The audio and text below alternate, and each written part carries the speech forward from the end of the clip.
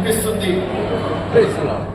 అంతర్జాతీయ పురుషుల దినోత్సవం కాబట్టి ఈ మాట చెప్పాను.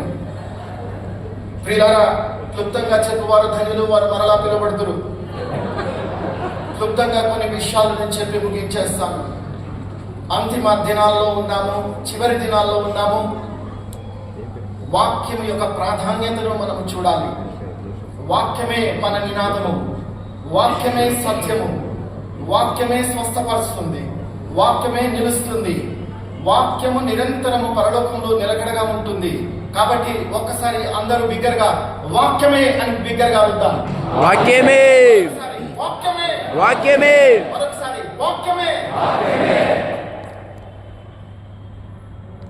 ఈ మధ్య కాలంలో యేసు ప్రభు ఎక్కడున్నాడు అని ఒక ప్రశ్న బయలుదేరింది. వీధి వీధికి సంఘము, ప్రతి ఫంక్షన్ హాల్లో సంఘము, ఎక్కడ పడితే అక్కడ సంఘము.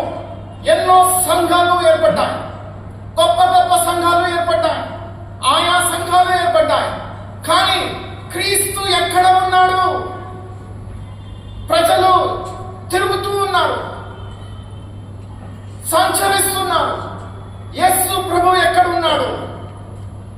ఆ మాటకు సమాధానము ఈ మాట నేను చెప్తున్నాను, జాగ్రత్తగా ఆలకించండి. యేసు ప్రభు అంతటా ఉన్నాడు, కానీ అన్నిటిలో లేడు. యేసు ప్రభు అంతటా ఉన్నాడు, కానీ అన్నిటిలో లేడు. లూకా సువార్త 2వ అధ్యాయము ఒకసారి చూద్దాం. లూకా సువార్త 2వ అధ్యాయము 44వ వచనము. యేసు ప్రభు వెతకడానికి తల్లిదండ్రులు ఏం చేస్తున్నారు చూడండి. 40 ఆయన తల్లిదండ్రులు ఆ సంగతి ఎరగక ఆయన సమూహంలో ఉన్నాడని. జాగ్రత్త వినండి, ఉపోద్ఘాతకై 3 విషయాలు గమనించండి. మొదటిగా, సమూహంలో ఉన్నాడని గ్రహించి. చాలండి, ఒక దిన ప్రయాణం చేశారు. చాలా మంది అనుకుంటున్నారు గుంపులో ఉన్నారు అనుకుంటున్నారు. లేడండి, గుంపులో లేడు, గుంపులో లేడు, సమూహంలో లేడు.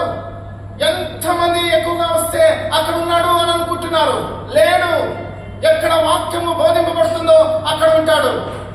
ఎక్కడ వాక్యము బోధింపబడుతుందో అక్కడ ఉంటాడు. ఎక్కడ 2-3 నా నామమున కూడుకుంటారో అక్కడ ఉంటాడు. దయచేసి నిరుత్సాహపడకండి. 2 సభ్యులు ఉన్నారని నిరుత్సాహపడకండి. 2 ఉన్నారని బాధపడమాకండి. అయ్యో ఒక్కరు కూడా రావట్లేదని బాధపడమాకండి.